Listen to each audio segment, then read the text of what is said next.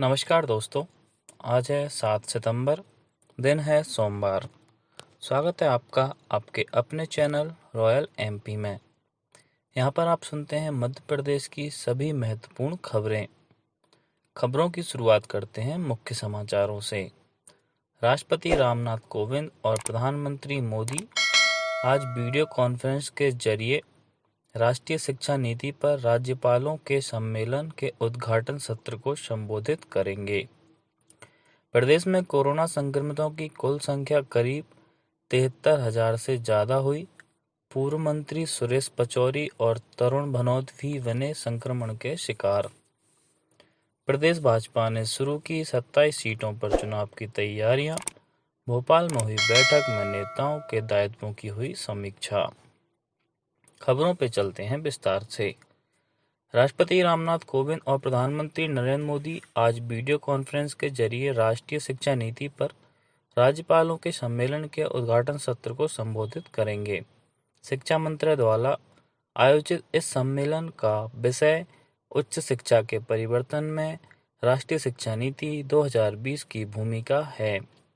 नई शिक्षा नीति के माध्यम से स्कूल और उच्च शिक्षा स्तर पर बड़े सुधार किए जाएंगे। इसका उद्देश्य देश को सक्रिय और समावेशी ज्ञान केंद्र बनाना है। वही एक ऐसी शिक्षा प्रणाली लागू करना है जो भारत को वैश्विक महाशक्ति बनाने में महत्वपूर्ण योगदान कर सके। राज्यपाल सम्मेलन में सभी राज्यों के शिक्षा मंत्री, विश्वविद्यालयों के कुलपति और अन्य वरिष्ठ अधिकारी भी भाग लेंगे। प्रदेश में कोरोना संक्रमितों की कुल संख्या 73,000 से ज्यादा हो गई है, जबकि 55,000 से ज्यादा मरीज स्वस्थ हो चुके हैं। पूर्व केंद्रीय मंत्री और वरिष्ठ कांग्रेस नेता सुरेश पचौरी कोरोना संक्रमित हो गए हैं। एक ट्वीट के माध्यम से श्री पचौरी ने उनके संपर्क में आए हुए लोगों से कोरोना टेस्ट कराने का आग्रह किया। वहीं पूर्व वित्त मंत्री तरुण भनोत के भी अस्वस्थ होने की खबर है। प्रदेश के 4 बड़े शहरों में मरीजों की संख्या लगातार बढ़ रही है। इंदौर में 14,000 से ज़्यादा और भोपाल में 11,000 से अधिक मरीज हो गए हैं। वहीं ग्वालियर में 6,000 से अधिक और जबलपुर में मरीजों की संख्या 5,000 के करीब पहुंच गई है। वहीं लॉकडाउन के बाद कल पहली बार इंदौर से जबलपुर के लिए ओवरनाइट एक्सप्रेस रवाना हुई। शहडोल जिले में 25 नए संक्रमित पाए गए। जिले में संक्रमितों की संख्या बढ़कर 740 हो गई है। सीहोर जिले में कल 48 नए संक्रमित मिलने के बाद सक्रिय मरीजों की संख्या 248 हो गई। छिंदवाड़ा जिले में 14 नए कोरोना संक्रमित मिले। जिले में संक्रमितों की संख्या 516 हो गई। वहीं 17 लोगों को स्वस्थ होने पर अस्पताल से छुट्टी दे दी गई।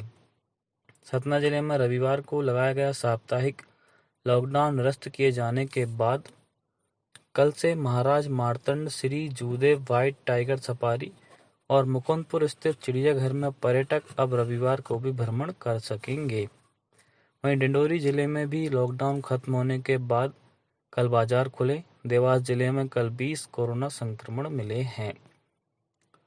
पत्र सूचना कार्यालय भोपाल द्वारा कल आत्मनिर्भर भारत के तहत भारत में और मध्य प्रदेश में गरीब कल्याण रोजगार अभियान विषय पर वेबिनार का आयोजन किया गया।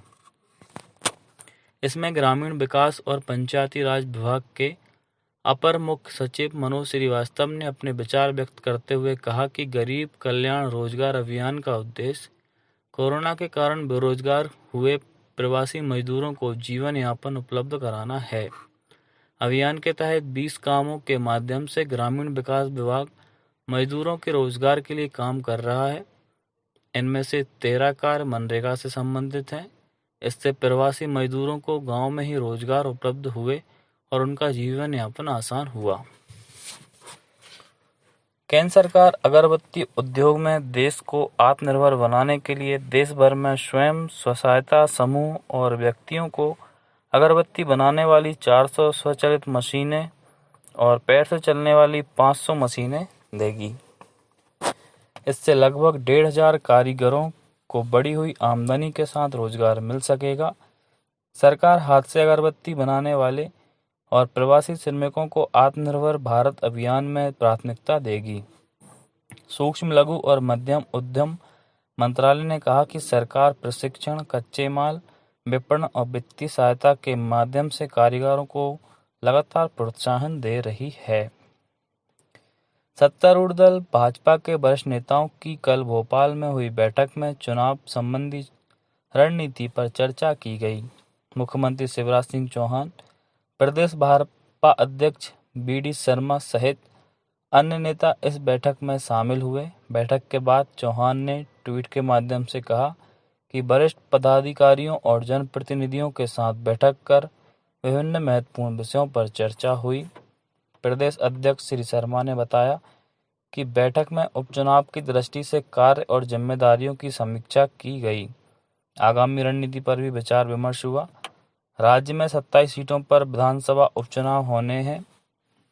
निर्वाचन आयोग 2 दिन पहले कह चुका है, बिहार विधानसभा चुनाव के साथ ही देश में सभी उपचुनाव कराए जाएंगे। यह प्रक्रिया 29 नवंबर के पहले पूर्ण करना है। नई राष्ट्रीय शिक्षा नीति के तहत और कोविड-19 की स्थिति को ध्यान में रखते हुए मध्य प्रदेश माध्यमिक शिक्षा मंडल द्वारा विद्यार्थियों के हित में नवाचार किया है। इसके तहत शैक्षणिक कार्यक्रम माध्यमिक शिक्षा मंडल कक्षा और ऐप के संबंध में कल रात 8 बजे मंडल अध्यक्ष राधेश्याम जुलानिया दूरदर्शन मध्य प्रदेश पर प्रचारित परिचर्चा में भाग लेंगे। वहीं 9वीं से 12वीं तक के छात्रों के लिए कक्षा कार्यक्रम आज सुबह 7 बजे से प्रसारित किया जाएगा। पिछले 24 घंटों के दौरान सागर, रीवा, शहडोल, जबलपुर, इंदौर, होशंगाबाद और ग्वालियर संभागों में कहीं-कहीं बारिश हुई। सबसे अधिक 5 सेंटीमीटर वर्षा पथरिया में दर्ज की गई। मौसम विभाग ने अगले 24 घंटों के दौरान जबलपुर, शहडोल, चंबल, ग्वालियर, रीवा, सागर, होशंगाबाद और उज्जैन संभागों में कहीं-कहीं बारिश या गरज चमक के साथ बौछारें पड़ने का अनुमान जताया है। आज की खबरों में इतना ही। कल मिलते हैं। धन्यवाद।